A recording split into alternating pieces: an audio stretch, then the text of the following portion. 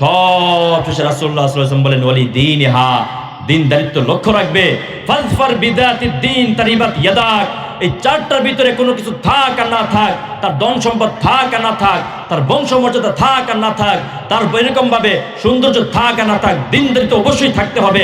যদি তুমি দিনদারিত্বকে প্রাধান্য না দাও, তোমার হাত দুলে দূষিত হোক, মানে তুমি ধ্বংস হয়ে যাও। নাউজুবিল্লাহ। একটা মুসলমানের সন্তান মুসলমান হয়ে সে সব কিছু জিজ্ঞাসা করলো, কিন্তু তার হুব্বু স্ত্রীকে সে এই কথাটা জিজ্ঞাসা করলো না। আপনি তো সব ঠিক আছে, আপনি 4 রাকাত নামাজ পড়ার জন্য যেই বিধিবিধান, সবচেয়ে গুরুত্বপূর্ণ বিধিবিধান একজন মুমিন মুসলমানের উপর, এর চেয়ে গুরুত্বপূর্ণ বিধিবিধান হতে পারে না। এমন কোনো বিধিবিধান নাই যে দিনে 5 বার আল্লাহ রাব্বুল আলামিন ফরজ করেছেন, এমন গুরুত্বপূর্ণ বিধিবিধান আপনি পারেন কিনা, বা এই বিধিবিধানটা পালন করার জন্য, এই নামাজটা পালন করার জন্য 4টা সূরা মুখস্থ আছে কিনা, এই কথা কয়জনে জিজ্ঞেস করে বলেন? সুতরাং একটা সংসারে একটা মেয়ে যদি একটা বদ হয়ে যায়, একটা বদ মেয়ের কারণে যেরকম ভাবে একটা সংসার ভেঙে যায়, একটা বদ মহিলার কারণে একটা সমাজ নষ্ট হয়ে যায়, একটা বদ মহিলার কারণে একটা জেলা ধ্বংস হয়ে যায়, একটা খারাপ মহিলার কারণে একটা সোজালো গুছালো একটা দেশ ধ্বংস হয়ে যায়। ঠিক কিনা বলুন? সাজানো গুছানো দেশটা ধ্বংস হয়ে যায়। একটা মহিলা কতটুকু খারাপ হতে পারলে হাজার হাজারো রক্তের উপর সে নিজে ক্ষমতায় থাকতে চায়, একটা মহিলা কতটুকু খারাপ হতে পারলে আলেমদেরকে নির্দোষ ভাবে জেলখানায় ফেলে রাখে, তার জন্য এরকম ভাবে ফাঁসির ফয়সালা করে, একটা মহিলা কতটুকু খারাপ হতে পারে বলেন? হয়েছে কিনা এটা বলেন? আলেম সমাজ আজকে যারা জেলখানায় ছিল, তাদের জবান থেকে আমি নিজ কানে শুনেছি, ওনারা বলেছেন আমরা কি চেয়েছিলাম? ক্ষমতা? কিছুই তো না, হক কথা বলেছিলাম। নাস্তিকরা এরকম ভাবে ওপেনলি কোরআন হাদিসের বিরুদ্ধে কথা বলে, আমরা এগুলো বলেছিলাম। বড় বড় মানুষ তারা ইসলামের বিরুদ্ধে কথা বলে, তাদেরকে আমরা সতর্ক করেছিলাম। এই তো আমাদের ভুল ছিল। আমরা যখন জেলখানায় ছিলাম, কারাগারে ছিলাম, তাহাজ্জুদের সময় কারাগারের চতুর কর্নার দিয়ে তাহাজ্জুদের নামাজের সময় জোরে জোরে দোয়া শুরু হয়ে যেত। সবাই এরকম ভাবে দোয়া করত, হে আল্লাহ, যে আজকে আমাদেরকে নির্দ্বিধায় নির্দোষে আমাদেরকে অন্যায়ভাবে জেলখানায় রেখে এরকম ভাবে ফেলে রেখেছে, হে আল্লাহ তুমি অচিরেই তার পতন দেখাও। আল্লাহ রাব্বুল আলামিন দেখিয়েছেন, বাংলার মুসলমান দেখেছে, বাংলাদেশের ইতিহাসে সবচেয়ে নেককারজনক অপদস্থমূলক পতন বাংলার মুসলমান দেখেছে। ঠিক কিনা বলো? সুতরাং আমাদের এই বাংলাদেশ, শাহজালালের বাংলাদেশ, আমাদের এই বাংলাদেশ, শাহপরানের বাংলাদেশ, আমাদের এই বাংলাদেশ, মুসলমানের বাংলাদেশ, আমাদের এই বাংলাদেশ, আমিনী রহমতুল্লাহের বাংলাদেশ, শাহ আহমদ শফীর বাংলাদেশ, এই বাংলাদেশ নিয়ে কেউ ছিনিমিনি করবে, এটা বাংলার মুসলমান কখনোই সহ্য করবে না। ঠিক কিনা বলো? বাংলা মুসলমান কখনোই সহ্য করবে না। ছুটি আয় শাহজালালের নির্ভীক সৈনিকেরা, খতম করো গোবিন্দ রই চালাচা গুন্ডা গোলা। ছুটে আয় শাহজালালের নির্ভীক সৈনিকেরা, খতম করো গোবিন্দ রই চালাচা মুন্ডা গোলা। অলিদের এই ভূমিতে বিপ্লবেরই মশাল জ্বলা, অলিদের এই ভূমিতে বিপ্লবেরই মশাল জ্বলা। ছুটি আয় শাহজালালের নির্ভীক সৈনিকেরা, খতম করো গোবিন্দের ওই চালাচা গুন্ডা গোলা। ছুটি আই শাহজালালের নির্ভীক সৈনিকেরা, খতম করো ইস্কনের ওই চালাচা গুন্ডা গোলা। ঠিক কিনা? শাহজালালের এই ভূমিতে আসে যারা বাঘ বসাতে, শাহজালালের এই ভূমিতে আসে যারা বাঘ বসাতে, শোন ভারতেরই দালালরা, তাদের গলায় পরা জুতার মালা। ঠিক কিনা? তাদের গলায় পরা জুতার মালা। ছুটি আয় শাহজালালের নির্ভীক সৈনিকেরা, খতম করো গোবিন্দের ওই চালাচা গুন্ডা গোলা। أما بعد فأعوذ بالله من الشيطان الرجيم. بسم الله الرحمن الرحيم. ولله ملك السماوات والأرض يخلق ما يشاء يهب لمن يشاء إناثا ويهب لمن يشاء সাদাকাল্লাহুল আলিয়্যুল আযীম। وقال رسول الله صلى الله عليه وسلم لا تدخلوا الجنة حتى تؤمنوا ولا تؤمنوا حتى تحابوا أولا أدلكم على شيء إذا فعلتم تحاببتم أفشوا السلام بينكم أفشوا السلام بينكم أو كما قال عليه الصلاة والسلام। আমি এখানে দোয়া করি নগণ্য বান্দা যে আল্লাহ রাব্বুল আলামিন এখানে যারা আসছে প্যান্ডেলের ভিতরে এবং প্যান্ডেলের বাহিরে এবং যত দূর পর্যন্ত মাইকের এই আওয়াজ যায়, আল্লাহ রাব্বুল আলামিন আমাদের সকলকে রাসূল সাল্লাল্লাহু আলাইহি ওয়াসাল্লামের রোজার সামনে গিয়ে সরাসরি সালাম দেওয়ার তৌফিক দান করুন, বলি আমিন আমিন। তো সম্মানিত উপস্থিতি, আলোচনার আজকে আমার মূল উদ্দেশ্য আমি রেখেছি, বিভিন্ন বয়ানে আমরা শুনেছি পিতা মাতার প্রতি সন্তানের কি হক। আজকে আমি আর উল্টা আলোচনা করব সন্তানের প্রতি পিতা মাতার কি দায়িত্ব, যেটা আলোচনা খুব কম হয়। অনেক আলোচনা হয় পিতা মাতার হক কি সে বিষয়ে আলোচনা করা হয়, কিন্তু সন্তানের হক কি সে বিষয়ে আলোচনা খুব কম করা হয়, যেটা আমাদের সমাজের জন্য সবচেয়ে বেশি গুরুত্ব। আমাদের বাচ্চাদেরকে, আমাদের ছোট ছোট শিশুদেরকে পরিচালনা করার ক্ষেত্রে, তাদেরকে প্রতিষ্ঠিত করার ক্ষেত্রে যেই বিষয়গুলো সবচেয়ে বেশি ভূমিকা রাখে সেটা হলো সন্তানের প্রতি পিতামাতার কি দায়িত্ব, এই বিষয়গুলো জানা। আজকে এই বিষয়ে আমি সংক্ষিপ্ত আলোচনা রাখবো। আজকে আমাদের সমাজে আধুনিকতা দিন দিন বৃদ্ধি পাচ্ছে, দিন দিন আপডেট হচ্ছে, সমাজ স্মার্ট হচ্ছে। আজকে আমাদের ঘরবাড়ি আগে কি ছিল? সনের ঘর ছিল, মাটির ঘর ছিল, এখান থেকে আপডেট হইতে হইতে টিনের ঘর, হাফ বিল্ডিং, এখন বিল্ডিং। আগে টয়লেট ছিল সেই অনেক দূরে, আস্তে আস্তে কাছে আস্তে আস্তে এখন একবারে বেডরুমের সাথে হাই কমোড লো কমোড, ঠিক কিনা বলুন? আপডেট হয়ে গেছে না? অনেক আপডেট হয়ে গেছে। এই যে দিন দিন যাচ্ছে, সমাজ এত উন্নত হচ্ছে, এত আপডেট হচ্ছে, সব কিছুর মাঝে একটা জিনিসের দিন দিন অবনতি হচ্ছে, একটা জিনিসের দিন দিন অবনতি হচ্ছে। সেটা হলো সমাজ থেকে মান্যতা সম্মান দূরে চলে যাচ্ছে, ঠিক কিনা বলুন? মান্যতা সম্মান দিন দিন দূরে চলে যাচ্ছে। আমরা আগে দেখেছি একটা সন্তান তার বাবাকে কি পরিমাণে সম্মান দিত, একজন ভাতিজা তার চাচাকে কি পরিমাণে সম্মান দিত, একজন ছোট ভাই তার বড় ভাইকে কি পরিমাণে সম্মান দিত, একজন স্টুডেন্ট তার স্যার তার হুজুরকে কি পরিমাণ সম্মান দিত। এই সম্মানটুকু এখন আর নাই, ঠিক কিনা বলুন মুরব্বীরা? আগে যখন কথার কথা রাস্তা দিয়ে আপনার স্যার যাইতেছে, আপনি সাইকেল দিয়ে যাইতেছেন, আপনারা সম্মান দিয়ে কি করতেন? সাইকেল থেকে নেমে যেতেন, ঠিক কিনা? সাইকেল থেকে নেমে যেতেন। মুরব্বী কেউ গেলে একটু দূর দিয়ে আদবের সাথে আপনারা যাইতেন। কিন্তু আজকের এই সমাজ এত আপডেট, প্রযুক্তির দিক দিয়ে এত আগায়া, কিন্তু এই সম্মানটা কি দিন দিন বাড়ছে না কমছে? বলেন, দিন দিন কমেই যাচ্ছে। বাবাকে সন্তান মানে না, স্যারকে স্টুডেন্ট মানে না, সামনে দিয়ে চলে যা সালামটা পর্যন্ত দেয় না, দেখেও না দেখার ভাঙ ধরে। আর যদি স্টুডেন্ট কোন রকম ভাবে একটু প্রতিষ্ঠিত হয়ে যায়, তাহলে তো তার ভিতরে এমন ভাব চলে আসে, কিসের স্যার, বাবারই দাম দেয় না। তো এই জন্য আমাদের এই বিষয়গুলো জানতে হবে যে আমাদের সমাজে কিভাবে শৃঙ্খলা আসতে পারে, আমাদের সমাজে কিভাবে ভ্রাতৃত্ব আসতে পারে, সম্মান আসতে পারে। ইসলাম এমন একটা জীবন বিধান যেখানে এমন কোনো শিক্ষা নাই যে রাসূলুল্লাহ সাল্লাল্লাহু আলাইহি ওয়াসাল্লাম ইসলামে দেয় নাই।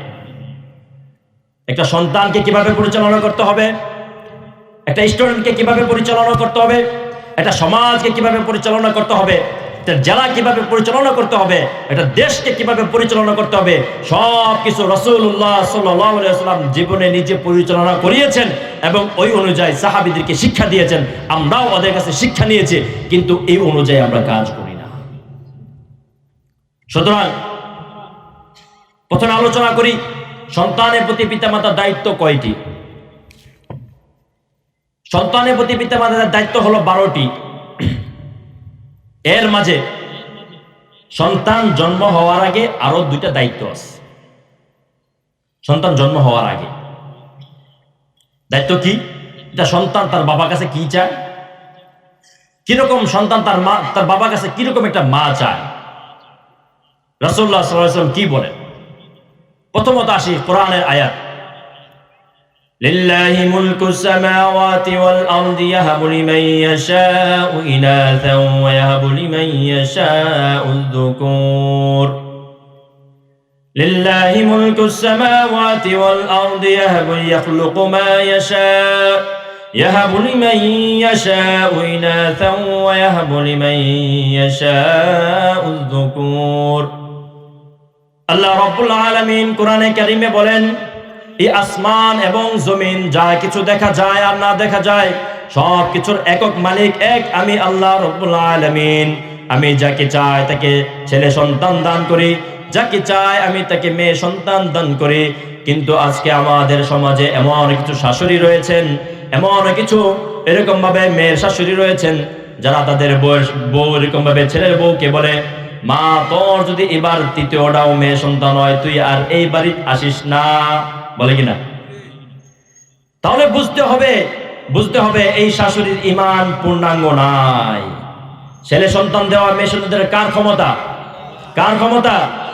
এক আল্লাহ তাআলার ক্ষমতা। এখানে মানুষের কোনো ক্ষমতা নাই। আজকের সমাজ এত আপডেট, আজকের যুগ এত আপডেট। আজকে এরকম ভাবে দেশি গায়ের ভিতরে বীজ দিয়ে মালয়েশিয়ান গরু আনে, আবার স্বামী ছাড়া এরকম ভাবে বাচ্চাও জন্ম নেয়। এত আপডেট হয়েছে, বীজ নিয়ে কোন রকম ভাবে কোন পুরুষের এরকম ভাবে বীর্য নিয়ে ইনজেকশনের মাধ্যমে একটা মহিলার ভিতরে ঢুকিয়ে দেয়, বাচ্চা হয়ে যায়, স্বামী লাগে না।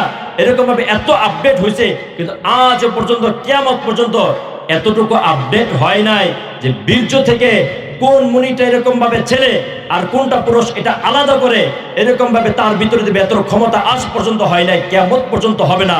সুতরাং ছেলে হবে না মেয়ে হবে এটা একমাত্র আল্লাহ তাআলার ফয়সালা। যদি কেউ এই কথা বলে যে তোর সামনে আবার মেয়ে হতেই হবে, নাহলে তুই এই ঘরে আসবি না, তাহলে বুঝতে হবে ওই মানুষের আল্লাহ তাআলার কুদরতের প্রতি তার ঈমান নাই, সেই রকম ভাবে অর্ধেক ঈমান তার উঠে গেছে। ঠিক কিনা বলো? সুতরাং ছেলে সন্তান মেয়ে সন্তান কার ক্ষমতা? এটা কার? আল্লাহ তাআলার। আর মেয়ে হওয়া তো কপালের ব্যাপার, যার ভালো চায় ওরই মেয়ে দেয়। মেয়ে হওয়ার ব্যাপারে যে পরিমাণ হাদিস, ছেলের ব্যাপারে একটাও নেই, একটাও নেই। যা যত মেয়ে কাল কিয়ামতের দিন জাহান্নামের সামনে কিভাবে দাঁড়াবে, দাঁড়িয়ে বলবে, আল্লাহ যতক্ষণ না পর্যন্ত আমার বাবার জন্য জান্নাতের ফয়সালা হচ্ছে ততক্ষণ পর্যন্ত আমি জাহান্নামের দরজার সামনে দিয়ে যাচ্ছি না। বলুন না সুবহানাল্লাহ। মেয়ে সন্তান সবার কপালে জোটে না, কিন্তু মেয়ে সন্তান হলে আমাদের অনেকেরই মন খারাপ হয়। এটা কোরআন আয়াত, ওয়াইদা বুশরা আহাদুম বিল উনসা যাল্লা ওয়াজহু মুসওয়াদ্দা ওয়া হুয়া কাযীম। যখনই কাউকে মেয়ে সন্তানের সুসংবাদ দেওয়া হয় তার কপাল কুঁচকো হয়ে যায়। সুতরাং মেয়ে সন্তান এক, ছেলে সন্তান মেয়ে সন্তান এটা কার দান? আল্লাহ তাআলার দান। কার দান? আল্লাহ তাআলার দান। তো সন্তান পিতার কাছে কি চায়? বিবাহের আগে সন্তান তার পিতার কাছে চায় যে বাবা আপনি আমার জন্য একটা নেককার মা নিয়ে আসেন। কি নিয়ে আসেন? একটা নেককার মা নিয়ে আসেন। রাসূলুল্লাহ সাল্লাল্লাহু আলাইহি ওয়াসাল্লাম কি বলেছেন? তোমরা বিবাহ শাদীর ক্ষেত্রে কি জিনিস লক্ষ্য রাখবে? রাসূলুল্লাহ সাল্লাল্লাহু আলাইহি ওয়াসাল্লাম বলেন, তুনকাহুল মারআতু লিআরবাইন লিমালিহা ওয়া লিহাসাদিহা ওয়া লিজামালিহা ওয়া লিদীনিহা ফাযফার বিযাতিদ দ্বীন তারিবাত ইয়াদাক। রাসূলুল্লাহ সাল্লাল্লাহু আলাইহি ওয়াসাল্লাম হাদিস স্পষ্ট ভাষায় বলে দেন, যখন তোমরা বিবাহ শাদী করবে, বিবাহের জন্য পাত্রী দেখবে, 4টা জিনিস লক্ষ্য রাখবে। এক হলো লিমালিহা, তার ধন সম্পদ লক্ষ্য রাখবে। এই জন্য কি আপনারা যৌতুক দেন নাকি? এই জন্য যৌতুক দেন? রাসূল তো প্রথমে হাদিসে বলছেন লিমালিহা, ধন সম্পদ লক্ষ্য রাখবে। যৌতুক নেওয়া যাবে না। সকলে বলেন যৌতুক নেওয়া। আমাদের সমাজে আবার মানুষ এমন ঘুরায় বেচা কথা বলে যে মেয়ের পক্ষ থেকে বলে যে আপনাদের কোনো চাহিদা আছে কিনা। না, আমাদের চাহিদা নাই, আপনারা যদি খুশি হয়ে কিছু দেন সেটা আপনাদের ব্যাপার। আচ্ছা, এই জায়গায় সল করছে না, কিন্তু ভাঙ করতে কোনো কমতি করছে? দাওয়াত তাবলীগ একটা কথা আছে, সওয়াল করো না সওয়ালে ভাঙ করো না, কিন্তু এই জায়গায় সওয়ালে ভাঙ করতে কোনো কমতি আছে নাকি? যে না আমরা আমাদের কোনো চাওয়া পাওয়া নাই, আপনি খুশি হয়ে যা কিছু দেন। আর এখন তো আরো কথা পেশায় যে আমি যেখানে মনে হচ্ছে ওইখানেই থাকতে পারি না, আপনার মেয়ে যদি থাকতে না পারে যে একটা এসির ব্যবস্থা হয় আপনার মেয়ের জন্য দেন, আমার দেওয়ার দরকার নাই। বহুত গোড়ায় পেশা বলে এগুলো করবেন না, এগুলো করবেন না। নিজে কর্ম করে নিজে যা করা করবেন। এই শাশুড় শ্বশুরের কাছ থেকে কিছু আনার দরকার নাই, যৌতুক নেওয়ার দরকার নাই। মেয়েকে পুরুষের অধীন বানানো হয়েছে, পুরুষকে মেয়ের অধীন বানানো হয় নাই। মেয়ে পরিচালিত হবে পুরুষের কাছে, পুরুষ পরিচিত হবে না মেয়ের কাছে। সুতরাং এগুলো নিয়ে নিজেকে কেন আপনি নিচু করবেন? আলহামদুলিল্লাহ আমি এটা শুকরিয়া আদায় করতে পারি। আমার বাবা বিয়ের সময় সরাসরি বলছে যদি ওই বাড়ি থেকে কোনো কিছু এই বাড়িতে আসে আমি বাড়ি থেকে করতেই বের করে দেবো, ফালাই দেবো। আলহামদুলিল্লাহ এখন পর্যন্ত কিছু আসেন। আপনার যেটা আসা সেটা তো অবশ্যই আছে, বুঝে আসছে নাকি? মালের কথা এই জন্য বলা হয়েছে যাতে কুফুটা মিল থাকে, সমসাময়িকতা যেটাকে সামঞ্জস্যতা যেটাকে বলে এটা যেন মিল থাকে, এই জন্য বলা হয়েছে মালিহা।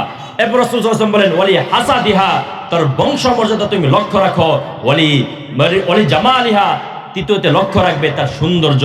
সবশেষে রাসূলুল্লাহ সাল্লাল্লাহু আলাইহি ওয়াসাল্লাম বলেন ওয়ালি দীনিহা, দিনদারিত্ব লক্ষ্য রাখবে। ফাজফার বিদাতিদ দ্বীন তারিবাত ইয়াদাক, এই চারটার ভিতরে কোনো কিছু থাক আর না থাক, তার ধন সম্পদ থাক আর না থাক, তার বংশ মর্যাদা থাক আর না থাক, তার এরকম ভাবে সৌন্দর্য থাক আর না থাক, দিনদারিত্ব অবশ্যই থাকতে হবে। যদি তুমি দিনদারিত্বকে প্রাধান্য না দাও, তোমার হাত ধুলে দূষিত হোক, মানে তুমি ধ্বংস হয়ে যাও। নাউজুবিল্লাহ। আজকে আমাদের সমাজে যখন মেয়ে দেখা হয় অনেক কিছু জিজ্ঞাসা করা হয় যে মা তুমি কোনটা পছন্দ করো, ছেলে দেখলে আপনি কোনটা পছন্দ করেন, কি খাইতে পছন্দ করেন, কোন জায়গায় থাকতে পছন্দ করেন। কিন্তু আফসোস আফসোস আফসোস, একটা মুসলমানের সন্তান হয়ে সে 20% কথা বাদ দিয়ে দিলাম, দিনদের মানুষ এখনো আস, কিন্তু বেশিরভাগ ক্ষেত্রে এটা হয় একটা মুসলমানের সন্তান মুসলমান হয়ে সে সব কিছু জিজ্ঞাসা করলো, কিন্তু তার হুব্বু স্ত্রীকে সে এই কথাটা জিজ্ঞাসা করলো না। আপনি তো সব ঠিক আছে, আপনি 4 রাকাত নামাজ পড়ার জন্য যেই বিধিবিধান সবচেয়ে গুরুত্বপূর্ণ বিধিবিধান একজন মুমিন মুসলমানের উপর, এর চেয়ে গুরুত্বপূর্ণ বিধিবিধান হতে পারে না।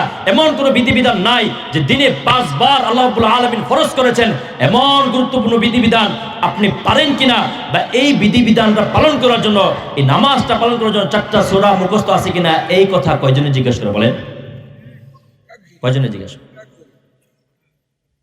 সমাজে ভালোবাসা মহব্বত আসবে কোত্থেকে? শয়তান তো বসে রয়েছে মাঝখানে, শয়তান বসে আসবে কোত্থেকে?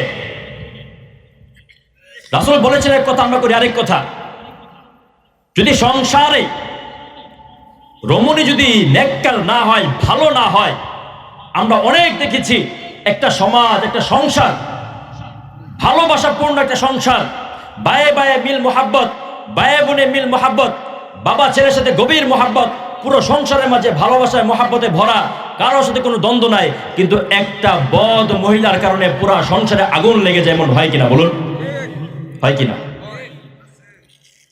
সুতরাং একটা সংসারে একটা মেয়ে যদি একটা বদ হয়ে যায়, একটা বদ মেয়ের কারণে যেরকম ভাবে একটা সংসার ভেঙে যায়, একটা বদ মহিলার কারণে একটা সমাজ নষ্ট হয়ে যায়, একটা বদ মহিলার কারণে একটা জেলা ধ্বংস হয়ে যায়, একটা খারাপ মহিলার কারণে একটা সোজালো গুছালো একটা দেশ ধ্বংস হয়ে যায়। ঠিক কিনা বলুন? সাজানো গোছানো দেশটা ধ্বংস হয়ে যায়।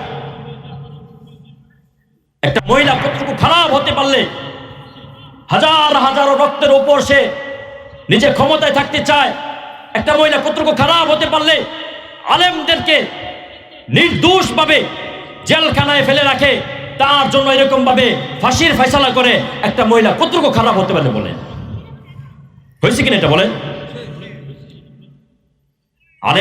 আলেম সমাজ আজকে যারা জেলখানায় ছিল তাদের জবান থেকে আমি নিজ কানে শুনেছি, ওনারা বলেছেন আমরা কি চেয়েছিলাম? ক্ষমতা? কিছুই তো না, হক কথা বলেছিলাম। নাস্তিকরা এরকম ভাবে ওপেনলি কোরআন হাদিসের বিরুদ্ধে কথা বলে, আমরা এগুলো বলেছিলাম। বড় বড় মানুষ তারা ইসলামের বিরুদ্ধে কথা বলে, তাদেরকে আমরা সতর্ক করেছিলাম। এই তো আমাদের ভুল ছিল।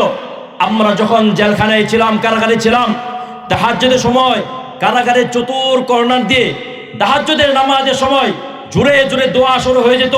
সবাই এরকম ভাবে দোয়া করত, হে আল্লাহ, হে আল্লাহ, যে আজকে আমাদেরকে নির্দ্বিধায় নির্দোষে আমাদেরকে অন্যায়ভাবে জেলখানায় রেখে এরকম ভাবে ফেলে রেখেছে। হে আল্লাহ, তুমি অচিরেই তার পতন দেখাও, অচিরেই তার পতন দেখাও। আল্লাহ রব্বুল আলামিন দেখিয়েছেন, আল্লাহ রব্বুল আলামিন দেখিয়েছেন, বাংলার মুসলমান দেখেছে বাংলাদেশের ইতিহাসে সবচেয়ে নেক্কারজনক অপদস্থমূলক পতন বাংলার মুসলমান দেখেছে। ঠিক কিনা বলো? বাংলার মুসলমান দেখছে। আলেমদের বদদুয়া এত সহজ নয়। এক আলেম এক পুলিশকে বলছিল যে আপনারা আঙ্গুরে এমন কষ্ট দেন, আপনার এত বদদুয়া আপনারা নিবেন কেমনে? ওই পুলিশ বলছে আপনার বদদুয়া লাগে না, লাগলে বহুত একই ধ্বংস হয়ে যেত। আল্লাহ তাআলা ছাড় দেন, ছেড়ে দেন না, ছাড় দেন, ছেড়ে দেন না। সময় দিচ্ছেন, সুযোগ দিচ্ছেন, শুধরায় নাও, শুধরায় নাও। শুধরানো হয় নাই, জুলুমটা বেশি হয়ে গেছে, আল্লাহ তাআলা সহ্য করে নাই। এটা আলেম এভাবে হয় না, এটা আলেম এভাবে হয় না। সে ছোট থেকে তার জীবনটাকে বাজি রেখে সে মাদ্রাসায় ভর্তি হয়, নাবালক অবস্থায় সে মাদ্রাসায় ভর্তি হয়, ওইখান থেকে সে নাজেরা পড়ে, নুরানি পড়ে, হেফজ পড়ে। বাবা মার ভালোবাসা ছেড়ে দিয়ে সে এরকম ভাবে নিচে, আপনি খাটে বসা ছিলেন, বাবা মা খাটে শুয়েছিল, এই বাচ্চাগুলো ফ্লোরে বসা ছিল, ফ্লোরে শুয়েছিল। সে তাহাজ্জুদের সময় উঠে কোরআন তেলাওয়াত করে সে হাফেজ হয়েছে। এরপরে সে তিলে তিলে তিলে তিলে পড়তে পড়তে বুখারী শরীফ শেষ করেছে, মুসলিম শরীফ শেষ করেছে, সমস্ত হাদিসের কিতাব এরকম ভাবে সে শেষ করেছে, কোরআন মুখস্থ করেছে, কোরআনের তাফসীর সে শিখেছে। এই বান্দাটাকে, এই আলেমটাকে আপনি নির্দ্বিধায় থেকে জেলখানায় ফেলে ভালো থাকবেন, এটা তো হতে পারে না। আল্লাহ তাআলা দেখিয়েছে।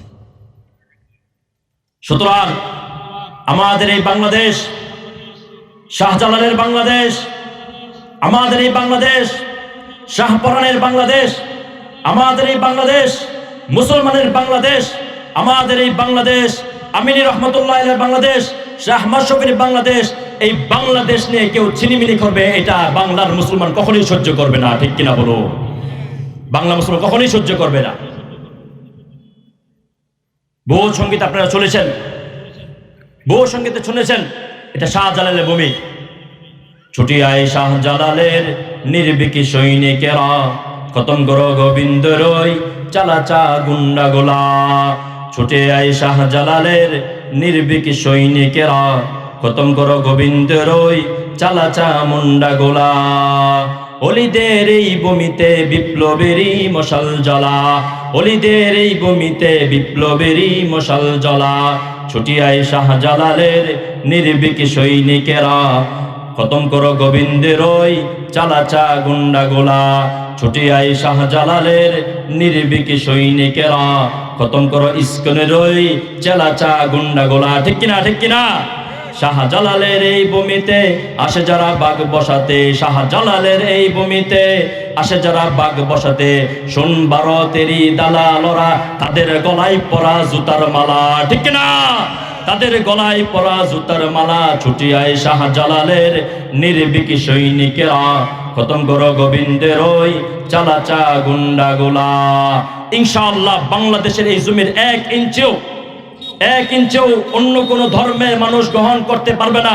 বিদেশ থেকে ভারতে এরকম ভাবে চক্রান্ত করে এতদিন তো তারা এই দেশ থেকে তাদের প্রদেশ মনে করতো এটা তাদের প্রদেশ। আমাদের প্রধানমন্ত্রীকে তারা মুখ্যমন্ত্রী বলতো। ইনশাআল্লাহ সে সময় চলে গেছে।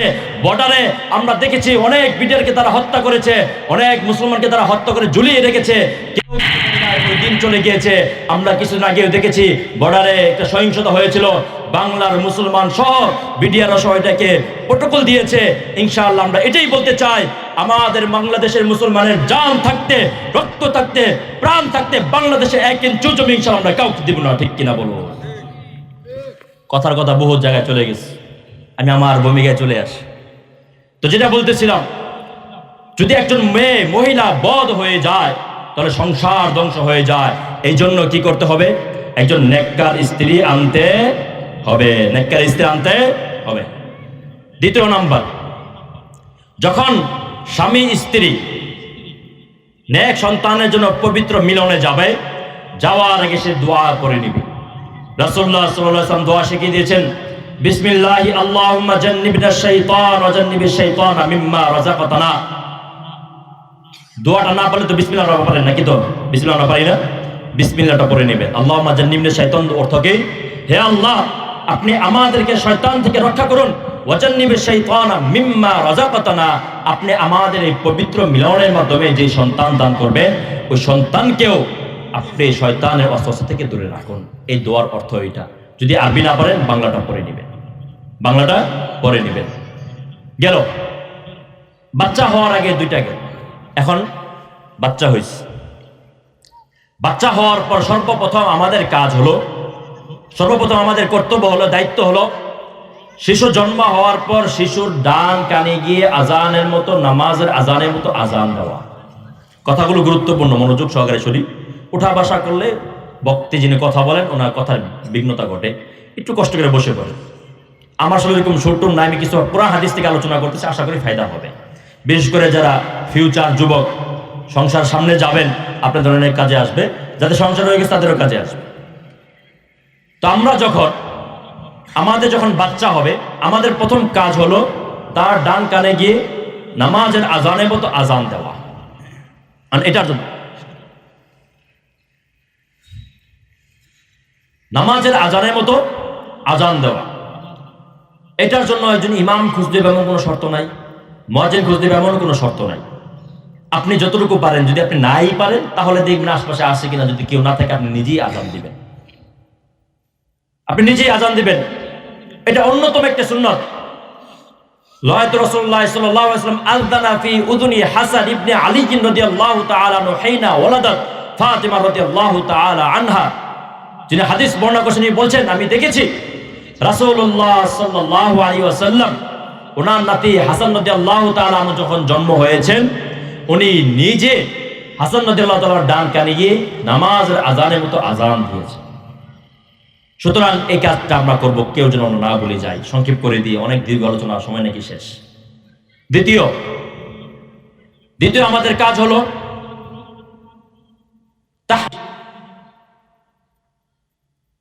তাহনিকটা হলো কোনো একটা মুরব্বীর কাছে নিয়ে যায়, ওই মুরব্বী কি করবেন, একটা খেজুর মুখে নেবেন। খেজুর মুখে নেওয়ার পর উনি এটাকে চাবাবেন। চাবায়ে প্রথমে হালকা লালাটা শিশুর মুখে দিয়ে দিবে তালুতে, এরপরে খেজুরের অল্প অংশ ওই বাচ্চার মুখে দিয়ে দিবে। এটাকে তাহনিক বলে। এটা একটা গুরুত্বপূর্ণ একটা ইবাদত। আপনাদের এলাকায় যিনি বুজুর্গ আছেন, আল্লাহ ওলি আছেন, ওনার কাছে নিয়ে যাবেন, আপনার নাতি হোক বাচ্চা হোক। আসমা বিনতে আবু বকর রাদিয়াল্লাহু তাআলা আনহু, আবু বকর রাদিয়াল্লাহু তাআলা আনহু কন্যা, উনি বলেন নাযালতুল মাদিনাতা ওয়া আনা মুতিম্মুন, আমি মক্কা থেকে মদিনায় হিজরত করছি, ঠিক ওই মুহূর্তে আমি গর্ভবতী, এমন গর্ভবতী যে যে কোনো সময় আমার প্রসব হয়ে যাবে। আমি ওই মুহূর্তে মক্কা থেকে মদিনায় হিজরত করছি। হিজরত করার পর যখন আমি আতাইতুল মাদিনাতা ওয়া নাযালতু বিকুবা, যখন আমি মদিনায় আসি, যখন কুবা এসে নামি, তখন আমি ওয়ালাদতু ওয়ালাদি, আমি আমার সন্তানকে জন্ম দেই। আব্দুল্লাহ ইবনে জুবায়ের আমার সন্তান জন্ম হওয়ার পর আমি সর্বপ্রথম আমার সন্তানকে নিয়ে রাসূলুল্লাহ সাল্লাল্লাহু আলাইহি ওয়াসাল্লামের দরবারে নিয়ে যাই। রাসূলুল্লাহ সাল্লাল্লাহু আলাইহি ওয়াসাল্লাম সর্বপ্রথম তাকে তাহনিক করালেন। আসমা বিনতে আবু বকর উনি বলেন, আমার সন্তান ছেলে পৃথিবীতে আসার পর সর্বপ্রথম তার মুখে যে খাবারটা গিয়েছে সেটা হলো রাসূলুল্লাহ সাল্লাল্লাহু আলাইহি ওয়াসাল্লামের লালা মুবারক। সকলে বলি সুবহানাল্লাহ। এবং উনি ঐতিহ্যবাহী একজন সন্তান। কেন? সমস্ত মুসলমানরা যখন মদিনায় হিজরত করার পর কারোই কোনো বাচ্চা হয় না, মানুষ বলতে লাগলো এই মুসলমানরা আটখুরা, এরা ভাইরাস নিয়ে আসে, এরকম ভাবে রোগ বালাই নিয়ে আসে। সর্বপ্রথম ইনি আব্দুল্লাহ ইবনে জুবায়ের, উনি জন্ম হয়েছিলেন, ওনার মাধ্যমে এই কথাটা এরকম ভাবে এখান থেকে সরে গিয়েছে। দুই হলো তাহনিক করা। তৃতীয় হলো আকিকা দেওয়া। সন্তানের আমরা আকিকা দিব।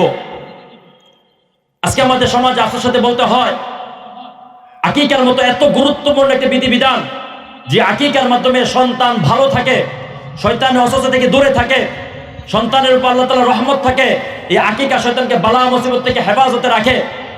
আমরা ওই আকিকা না দিয়ে কিসের বার্থডে পালন করি, বছর গেলে বিশাল আকারে বার্থডে পালন করি, কেক দিয়ে এরকম ভাবে কাটাছেড়া করে, যেটা ইসলাম পছন্দ করে না, ইসলাম সামর্থ্য দেয় না। কিন্তু যেই আকিকা একটা পবিত্র একটা বিধিবিধান, একটা পবিত্র অনুষ্ঠান, সেটাকে আমরা না করে হারাম কাজ থেকে করি, যেটা দ্বারা বাচ্চার তো কোনো ফায়দা হয় না, বরঞ্চ বাচ্চার অকল্যাণ বয়ে আনে। আমাদের সমাজে অনেকে বলে আকিকার গোস্ত খাওয়া যাবে না, এই সেই। কে বলছে আপনার আকিকার গোস্ত খাওয়া যাবে না? পবিত্র খাবার, আপনি নিজেও খাবেন, 14 গোষ্ঠীও খাওয়াবেন, যদি বাচ্চা খাইবার পায় এরও খাওয়াবেন, আর কেউ না খেলে আমি এসে আমারে খাওয়াই। পবিত্র খাবার, কেন খাবেন না এটা?